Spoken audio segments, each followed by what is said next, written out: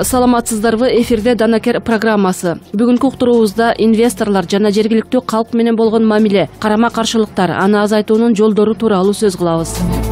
Кыргызстандын тоолору мөңгүлөрдөн агып чыгуучу таза суунун жана ар түрдүү пайдалуу минералдык байлыктардын кенчи. Тоолуу аймактарда көптөгөн пайдалуу кен байлыктары бар.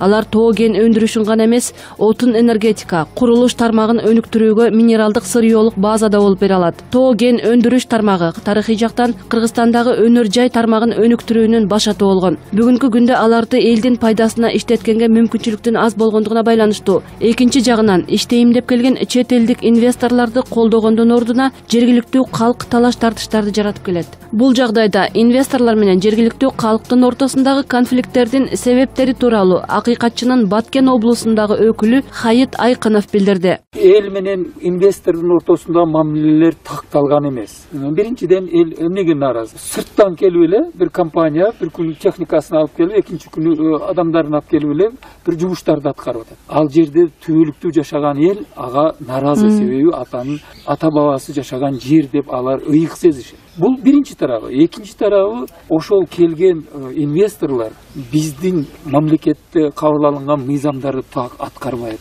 Лицензияны эле Бишкектен бир чечүүчү адамдар менен мамиле түзүп эле алып иштетип, жергиликтүү эл менен эсептешпеген учурлар болуп. Мындай абалдан чыгуунун жол жоболору тууралуу саясаттаануучу Зайнидин Курманов буларды билдирет. Нормативдик документтерди түзүлүп атат, балким кемчиликтер бар. Бирок бул жерде бир мындай тенденция болуп атат да, биздин өкмөттөр ким башкарат? Технократтар көбүнчөсү, бизнесмендер же башка кесиптерде иштеген адамдар көп нерсени билбейт. Кыргызчылык, тууганчылык деген нерселерди биздин коомчулукту башкарат. Эске алыш керек албетте, но ошол салтка көңүл бурбагандыр. Ал эми эксперт Эльмира Ногайбаеванын баамында. Очень часто присутствуют практически везде некоторые заинтересованные стороны. Эти заинтересованные стороны, они играют такую щепетильную функцию, потому что непонятно, как выдается разрешение. А потом очень часто, что приходит инвестор, он вкладывает достаточно серьезные ресурсы, и вот на этом этапе местное население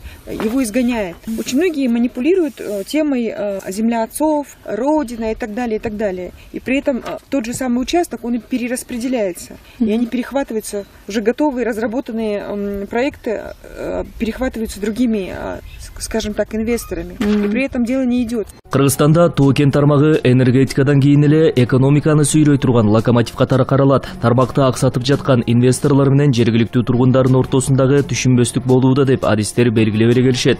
Кен иштетүүдөн келип чыккан талаш тартыштар, башкача айтканда ишкана менен жергиликтүү элдердин ортосундагы кагылышуулар баардык аймактарда катталып келген.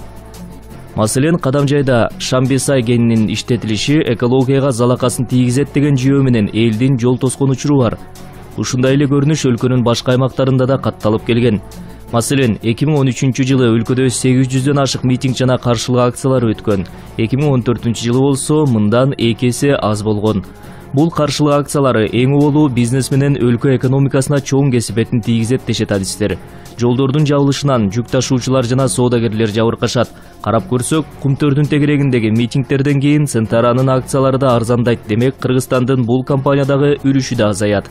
Инвесторлор менен ишкерлерге түздөн түз таасир берген митингтердин айрымдарын мисал келтирсек, 2013 жылдын башында жерлерде Кумтөр кенин улутташтыруу талабы менен митингтер өттү. Бир ай өтпөй эле Жети Өз районунун Саруу айылынын тургундары Кумтөргө кеткен жолду тосушту. Мындан 3 күндөн кийин Кумтөр менен түзүлгөн келишимди жокко чыгаруу талабын койгон масштабтуу митингтер башталды.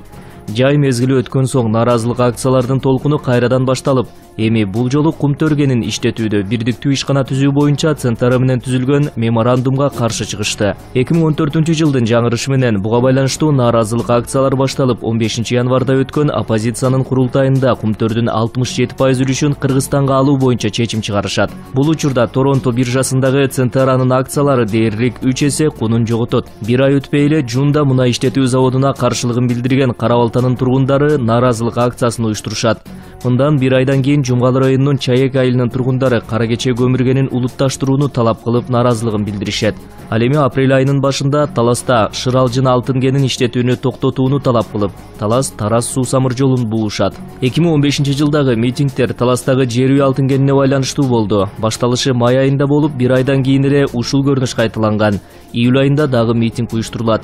Андан көп өтпөй эле Жалал Абадтын тургундары Бозумчак келине кеткен жолду торошту. Алардын инвесторлорго койгон талабы жолду оңдоо жана жергиликтүү тургундарды ишке алуу эле. Казакмыс Голд компаниясы жолдун жабылышынан 424 000 сом чыгым тартканын билдирген. Гендердин тегерегиндеги мындай митингтерди бир бетке кароого болбойт. Акча, кыймыл-аракет жүргөн жерде сөзсүз кызыкчылыктар кагылышат. Мындай учурда атаандаш инвесторлор жергиликтүү калкты курал катарда колдонушат, дейт эл аралык ишкер кеңешинин аткаруучу директору Темир Ажыгулов. Көп учурларда ошол сиз айткандай группалардын кызыкчылыгы жеке өзүнүн кызыкчылыгы болуп чыгат. Өзүнө ошол компанияга тендерге алуу, өзүнүн техникасын киргизем, же болбосо өзүнүн кишилерин коем, ошого окшогон бир жеке кызыкчылыктар да. Шундан улам өзү албай калган үчүн, өзү өтпөй калган үчүн аны элди дүрбүрөтүшөт. Албетте элдин арасында деле чыгат, мисалы үчүн жумушка кирбей калгандар болушу мүмкүн, туурабы? Ошол жерге жайгашпай, орношпой калган болушу мүмкүн. Ошого окшогондорду таап, ошолор менен сүйлөшүп, ошолорду дүрбүрөтүп, алып чыккан учурлар көп болуп атпайбы? Көрүлүп атабыз да. Адатта инвесторлор элдин нааразычылыгына да, тез алмашкан бийликке да кайыл болуп, чоң тобокелдик менен келет. Демек, ага жараша тез арада пайда табуу максатын көздөйт жана элдин кызыкчылыгын эске албайт. Бирок келип эле жоопкерчилик мамлекетте болот, дейт Сингапурлук Inap Holding компаниясынын директору Арслан Койчиев. Эми ошол чет өлкөлүктөрдүн маңдайында бул кузгун экен, бул абийирдүү инвестор экен деп жазылуу эмес да, туурабы? Ал жерде ар кандай схемалар, ар кандай оюндар жүрөт. Ал оюндарды, ал схемаларды эч ким тыюу сала албайт. Ал схемаларды ошол батыштын бийликтери дагы тыюу салганга акысы жок. Кимдин мүмкүнчүлүгү жетет, кимдин таланты жетет, кимдин фантазиясы жетет. Жөндөмүнө жараша ошол проекттерди алар дагы сүрөөнгө алууга акылуу. А бирок ошол схемаларды, жөнөкөй схемалардын ичинен канчалык бизге жемиштүү болорун биз бул жерде карап, биринчиден карап, экинчиден башка өлкөлөрдүн тажрыйбасын эске алып, үчүнчүдөн биздин кадрлар мына ошондой схемалардын болорун, мына ар кандай проекттер болорун, ошолор канчалык үзүлүү болорун алдан ала ассессмент дейт эмеспи, баалап, анан эксперттик жыйынтыгын чыгарып берсе жакшы болмок. Айланып келип эле бул жерде дагы жоопкерчилик кыргыз бийликтеринде деп эсептейм. Монголиянын мурдагы премьер-министринин кеңешчиси Алтай Хангайдын баамында инвестициялык долбоорлордун пайдасын калк жеке өзү сезгенде гана аларга болгон көз карашын өзгөртөт. Конечно, бывали моменты, но я бы не сказал, что в Монголии этот вопрос так остро стоит, как сегодня в Киргизии. Бизде элдин инвесторлорго болгон мамилеси татаал болгон бир учурлар болгон. Бирок ал Кыргызстандагыдай курч деңгээлде эмес эле. Ошол эле Тоо-Кен тармагына болгон инвестициялар менен акыркы жылдары Монголиянын экономикасы бир топ өзгөрүүлөр болду. Ички дүң продукциясы жогорулады. Бул дагы элдин жакшы жашоосуна өбөлгө болду. Азыр бизде инвесторлорго башка көз караш менен мамиле кылышат. Эң негизги жөнгө салуучу бул рынок. Компания жумуш орду менен камсыз кылып, жакшы майына сунуш кылып жатса, эл деле түшүнүп жатат. Анткени Тоо-Кен аркылуу иштеп, акча тапканга, бизнес кылганга мүмкүнчүлүк түзүлүп жатпайбы? Хорошими зарплатами, все такое, народ же понимает.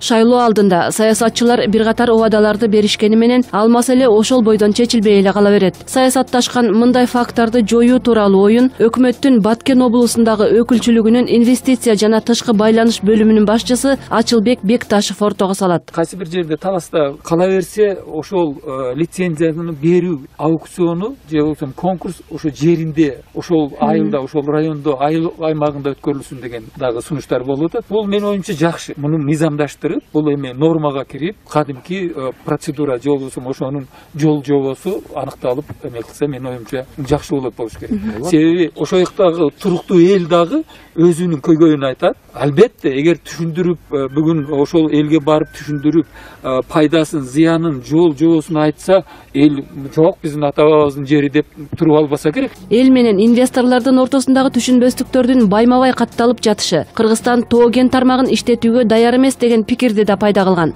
Бул жагдай эске алынып, ген казууга узак мөөнөткө мораторий киргизүү сунушу айтылган учурлар дагы бар. Бирок көпчүлүк жер казынасын иштетип, анын пайдасын көрүү зарыл деген пикирди карманат. Адистер ген иштетүүгө байланышкан талаш тартыштарды элге маалыматтын жетпей жатышы менен байланыштырышат. Бул багытта калкка жетиштүү, ачык жана убагында так маалыматтарды берүү менен мындай маселелерди чечүүгө болот, дейт акыйкатчынын Баткен облусундагы өкүлү Хайыт Айкынов. Маалыматты убагында берип туруш керек, жанагы нормативный актылар кабыл алыш керек. Ошол боюнча биздин мамлекеттин мен оюмча артыкчылыгы жарандык көзөмөл күчтүү. Биз каалайбызбы, каалабайбызбы, биз жарандык коом бар. Кыргыз экономикасынын локомотиви болгон энергетика менен Тоо-Кен тармагы алгылыктуу жыйынтыкка жетише элек дешет адистер. Ошол эле Монголия Тоо-Кен өндүрүшү менен өз казын